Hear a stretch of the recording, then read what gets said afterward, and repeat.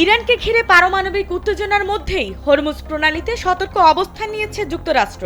গতকাল সোমবার নৌপথে চলাচলকারী বাণিজ্যিক জাহাজগুলোর জন্য নতুন নিষেধাজ্ঞা জারি করেছে মার্কিন মেরিটাইম অ্যাডমিনিস্ট্রেশন। এ নিয়ে তাদের ওয়েবসাইটে স্পষ্ট বলা হয়েছে, মার্কিন পতাকাবাহী বাণিজ্যিক জাহাজগুলো যতটা সম্ভব ইরানের আঞ্চলিক জলসীমা এড়িয়ে চলবে। নির্দেশনায় আরও উল্লেখ করা হয়েছে, ইরানি বাহিনী যদি জাহাজে ওঠার অনুমতি চায় তাহলে তা যেন মৌখিকভাবেই প্রত্যাখ্যান করা হয়। তবে জোরপূর্বক জাহাজে উঠলে কোনো প্রকার প্রতিরোধ না করারও নির্দেশনা দেওয়া হয়েছে। এদিকে হরমুজ প্রণালীর একটি অংশ ইরানের জলসীমায় পড়ায় ঝুঁকি বেড়েছে বলেও মনে করছে ওয়াশিংটন। এখন যে কোনো ব্র্যান্ডের পুরাতন এসি বদলে নতুন ওয়ালটন এসিতে উপভোগ করুন 25% ছাড়।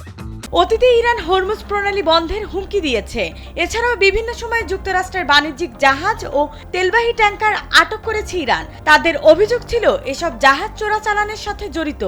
বিমানবাহী রণতরী সহ মার্কিন নৌবহর মধ্যপ্রাচ্যে মোতায়েন ছাড়াও ইরান থেকে সরাসরি পণ্য আমদানি করা দেশগুলোর ওপর 25% শুল্ক আরোপের হুমকি দিয়েছেন প্রেসিডেন্ট ডোনাল্ড ট্রাম্প।